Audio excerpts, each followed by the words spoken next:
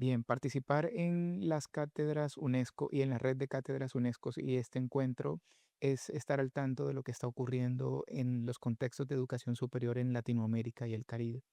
La expectativa que tuve en un primer momento fue primero interactuar con los directores de las cátedras en la región y segundo, revisar cuál sería la mejor forma de participar desde nuestra universidad en esta red de cátedras UNESCO. Como universidad todavía no tiene ninguna cátedra UNESCO, de hecho ese era el segundo objetivo para poder participar en este espacio.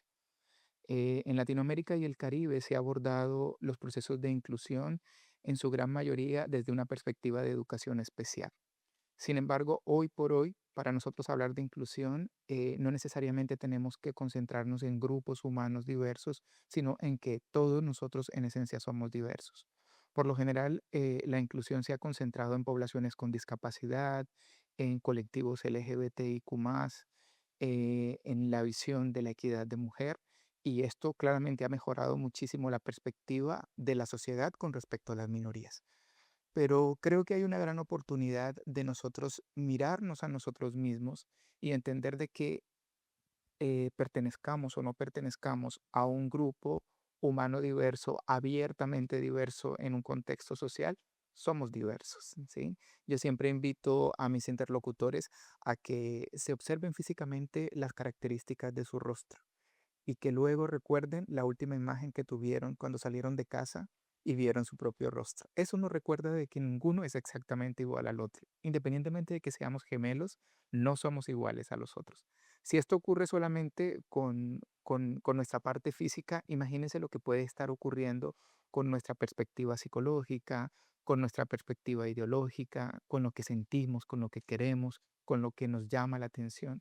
Entonces, somos realmente diversos en esencia y la educación superior tiene que pensar en que todos los seres humanos que se encuentran formándose como profesionales tienen unos ritmos diferentes tanto para aprender, para poder aprender, para desaprender y para poder innovar. Y en la medida en la que la universidad entiende que la inclusión no es sencillamente para grupos humanos segmentados, sino que es un proceso que nos puede incluir realmente a todos desde nuestra diferencia, en ese momento podemos hablar de una educación superior inclusiva. La necesidad que yo planteo en el marco de esta cátedra es que en el mundo existen 300 lenguas de señas en todo el mundo y solamente existe una universidad en todo el mundo que utiliza la lengua de señas como lengua oficial para desarrollar sus programas.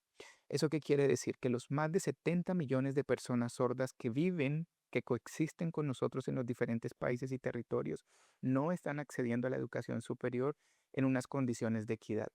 El sistema educativo por lo general provee servicios de interpretación y algunos ajustes razonables para que ellos puedan acceder a la educación. Sin embargo, siguen estando supeditados a la mayoría. La flexibilidad en muchas ocasiones sencillamente es adaptación en el aula, pero el sistema de educación superior como tal no toma en consideración su perspectiva lingüística y cultural. Por eso yo quiero plantear una cátedra UNESCO que aborde la sordidad y a la persona sorda desde una perspectiva no de discapacidad, sino una perspectiva lingüística y cultural como el eje fundamental para que ellos puedan entender cómo funciona el sistema de educación superior, puedan participar de una mejor forma en ellos y luego puedan aportarle a ese sistema de educación superior, tanto como académicos como unos excelentes profesionales. Yo creo que esto va a resultar innovador porque no existe una cátedra en lengua de señas en este momento y el que nosotros podamos pensarnos en una cátedra que no aborde, como les digo, la sordidad desde esa perspectiva de discapacidad, sino de sencillamente una diversidad lingüística, es otro idioma, es otra lengua, no es ni siquiera un sistema de comunicación, estaremos apuntándole a un proceso académico mucho más diverso, mucho más incluyente. Y bueno, creo que si lo podemos lograr, estaremos hablando de un elemento diferenciador dentro de Latinoamérica y, y el Caribe con relación a las cátedras UNESCO. Como Corporación Universitaria Iberoamericana, somos una universidad que lleva más de medio siglo en Colombia ofreciendo programas bajo una misión y una visión orientada al reconocimiento de la diversidad. Ibero surge como una necesidad de formar profesionales en educación para la atención de poblaciones con discapacidad en Colombia. Fue la primera universidad que ofreció una licenciatura en educación especial por allá en la década de los 80, cuando en Colombia todavía no se hablaba de inclusión, se hablaba solamente de discapacidad o de poblaciones especiales, etcétera. Pero ya Ibero desde 1980 estaba hablando de inclusión. Si nosotros nos referimos a a los objetivos de la UNESCO en educación, allí encontramos que le hemos apuntado desde el primer momento a una educación inclusiva. De hecho, eso se conecta con el objetivo de desarrollo número 4 dentro de la Agenda para el Desarrollo Sostenible 2030. Dice, la educación se debe caracterizar porque será inclusivo. Nosotros lo estamos haciendo desde ese momento. Por lo tanto, no es el trabajo que yo vengo a presentar y que puede llegar a ser de mi autoría, sino lo que una institución ha desarrollado por más de medio siglo a favor de grupos vulnerables, de grupos priorizados. Eso en materia de educación. Por otro lado, nosotros tenemos un programa que se denomina el programa 10, que significa Diversidad con Inclusión para Estudiantes Sordos. DIES, 10. No 10 de número, sino una sigla corta, que refleja el interés que tiene la Corporación Universitaria Iberoamericana, que por cierto pertenece al grupo Planeta, que es una red internacional de 23 universidades y que le apunta a que las personas sordas puedan acceder a la educación superior en unas condiciones de equidad. Con esto le estamos aportando no solamente a educación, sino también a cultura, porque las personas sordas dicen, nosotros no somos personas con discapacidad, solo tenemos una lengua y una cultura diferente. Cada vez que nosotros graduamos a una persona sordoseñante, es decir, sorda que utiliza lengua de señas, estamos contribuyendo a que haya un profesional con todas las capacidades para poder seguir fomentando la cultura y el desarrollo lingüístico dentro de su minoría.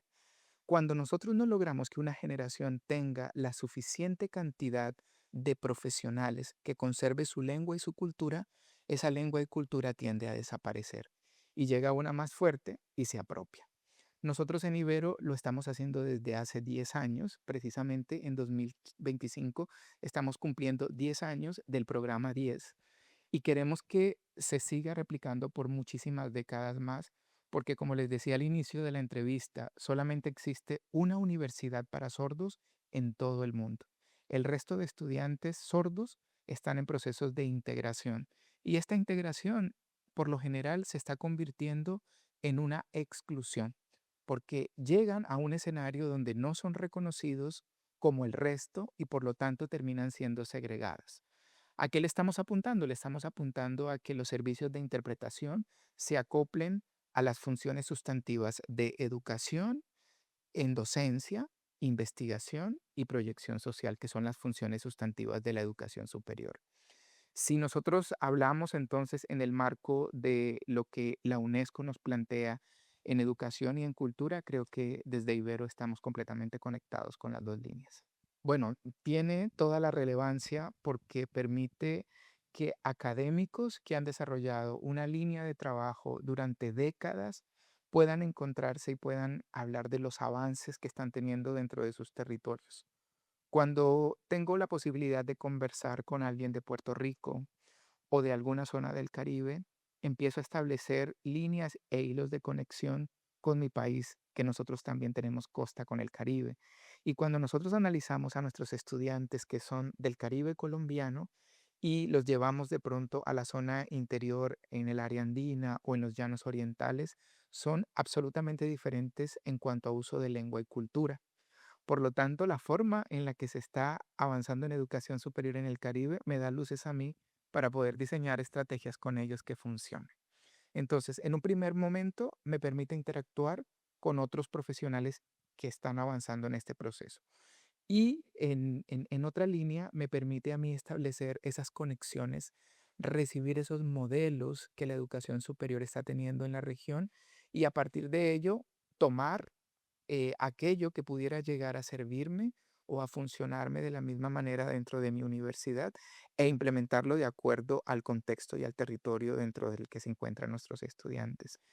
Eso sin mencionar que en esta edición me dio la oportunidad de poder conocer esta hermosísima isla. Creo que Puerto Rico hace honor a su eslogan, que es la isla del encanto. Llegar y poder recibir no solamente una comunidad académica robusta, desarrollada, que trabaja realmente por la educación superior, sino en términos generales una sociedad amable, que da la bienvenida, una comida deliciosa. Creo que hace que este evento realmente tenga todas las condiciones para ser atractivo y para uno disponerse como persona a recibir lo que hay.